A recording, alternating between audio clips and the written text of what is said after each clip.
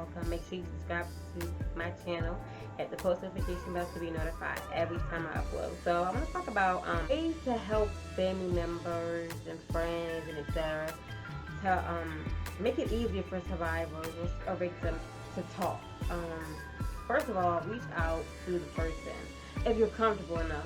Reach out to the person that has been sexually assaulted or abused. Listen to them and actually believe them. Respect their boundaries. Don't ask questions that can cause them to shut down. Be mindful. Don't victim blame or shame them. Yeah, like sometimes I thought people don't realize what they're doing, and they're actually doing that by asking, "What were you wearing? What was you doing? Who was that?" Blah blah blah. Certain questions you just don't ask because that'll make anyone not want to talk to you, especially someone that has recently experienced being sexually abused or assaulted. Offer help when needed and wanted. Meaning like sometimes people will tell you, sometimes people will actually show you, but just be there. Respect their healing process. Not say like, oh well, even if it's like happened a few years ago or whatever the case is. Don't say, well, I mean, it's old now, you should get over it. Don't say that. You shouldn't think like that. You shouldn't.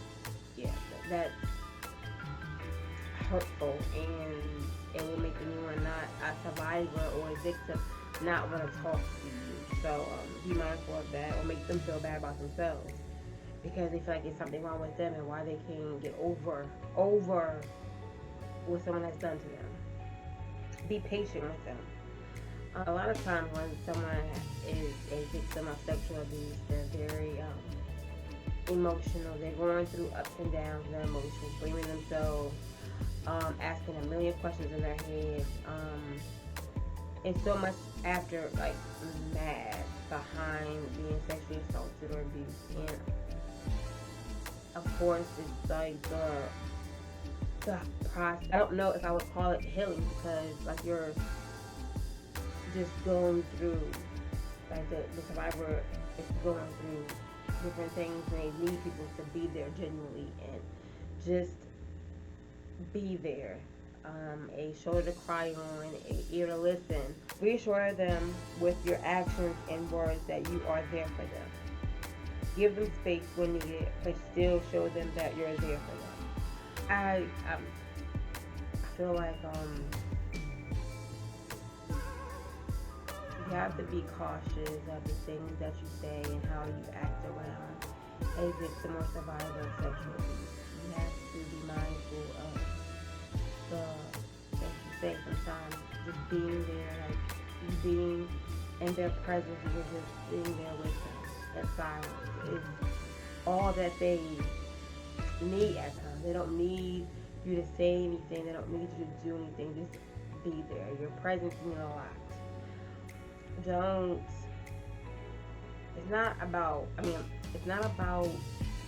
your feelings. It's not about what you think or none of that. It's about the person that you love that has been sexually abused and assaulted by somebody. It's about them. It's about helping them get through. It's about helping them heal. It's about giving them what they need at that very moment. If they're not like, oh, can I talk to you? Can I vent to you? If they're not saying those things to you, just don't put pressure on them to talk, because sometimes talking is not what they need or what they want to do. It's just having somebody to be there.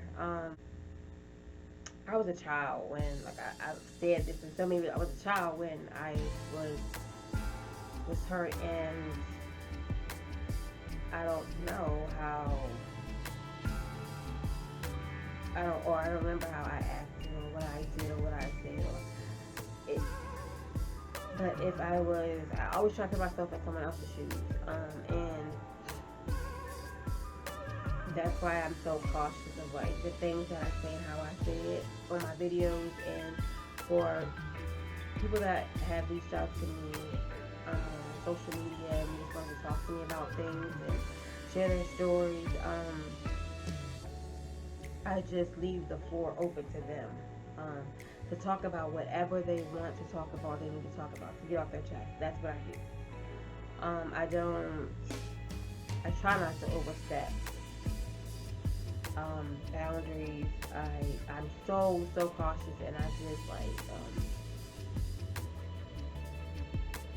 just leave it up to them to ask me questions and to give them my advice, but in a way that is sensitive to how they're feeling and what they're going through.